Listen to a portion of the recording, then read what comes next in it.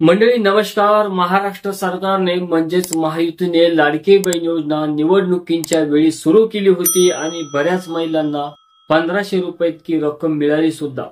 आणि काही महिलांच्या खात्यामध्ये अडचण असल्या कारणाने त्या महिला या योजनेपासून वंचित राहिल्या. पण आता ज्या महिलांना पैसे मिळालेले आहे आता त्यांच्याही अर्जाची छाननी सुरू होणार आहे. काही ठिकाणी अर्जाची छाननी सुरू झाली आहे. तर याच आधारावर आता महायुती सरकार चांगल्या बहुमताने निवडून आलं होतं. आता फडणवीस सरकारने अर्जाची छाननी सुरू केली आहे. अशातच लाडक्या बहिणींच्या अर्जाची छाननी अंतर्गत धुळे इथल्या एका महिलेच्या 5 महिन्यांच्या निधीची परतफेड ही परत शासनाला परत करावी लागली. महायुती सरकारने सत्तेत येताच लाडकी बहीण योजनेच्या लाभार्थ्यांची अर्जाची पडताळणी सुरू केली आहे. महाराष्ट्र विधानसभा निवडणुकीपूर्वी राज्य सरकारने महिलांसाठी लाडकी बहीण योजना राबवली होती.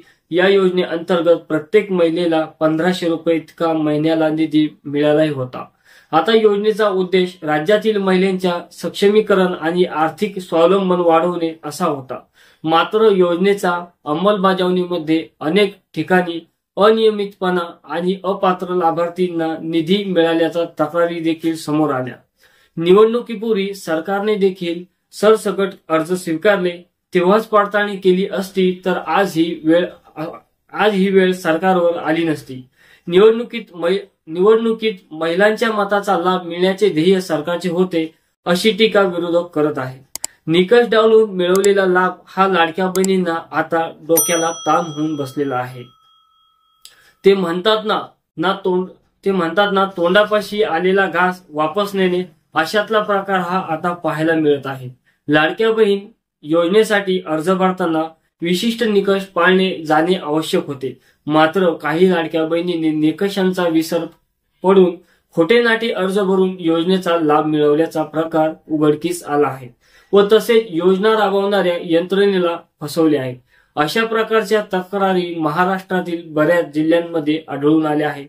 विशेष म्हणजे धुळे, जळगाव, वर्धा, गडचिरोली आणि पालघर या जिल्ह्यातून मोठ्या प्रमाणात समोर आले आहेत. आताच धुळे येथील एका महिलेचे 7500 रुपये इतके सरकारने परत घेतल्याची बातमी समोर आलेली आहे. धुळे जिल्ह्यामधील नाकाने या गावात राहणाऱ्या एका महिलेने सरकारच्या 2 योजनेचा लाभ घेतल्याचा चौकशीमध्ये समोर आले आहे. त्याचनंतर आता शासनाने तिच्याकडून 5 महिन्याचा निधी म्हणजे 7500 रुपये इतके रक्कम परत घेतलेली आहे. धुळे जिल्हाधिकारी जितेंद्र पापळकर यांच्या माहितीनुसार योजनेच्या पारदर्शकतेसाठी सर्व अर्जाची तपासणी सुरू केलेली आहे.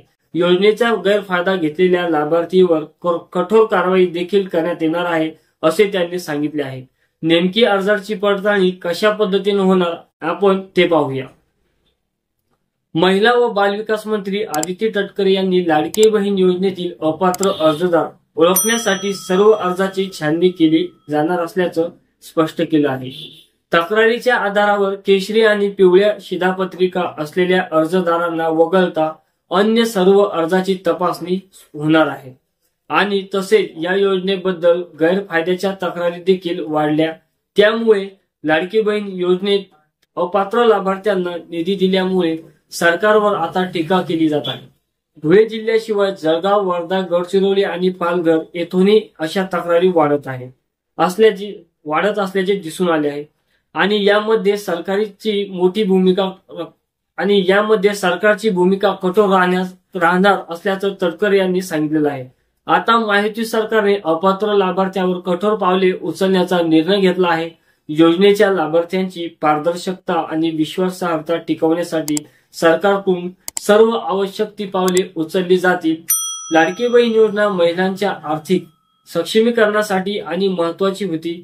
पण योजनेतील गैरव्यवहार आणि अपात्र लाभार्थी यामुळे तिची विश्वासार्हता कमी झाल्याची चर्चा राजकीय वर्तुळामध्ये रमली आहे. तर मंडळी, तुम्हाला या व्हिडिओबद्दल काय वाटतं आपली प्रतिक्रिया कमेंटमध्ये जरूर कळवा. चॅनलवरती पहिल्यांदाच आला असाल तर चॅनलला लाईक, शेअर, सबस्क्राईब करायला अजिबात विसरू नका.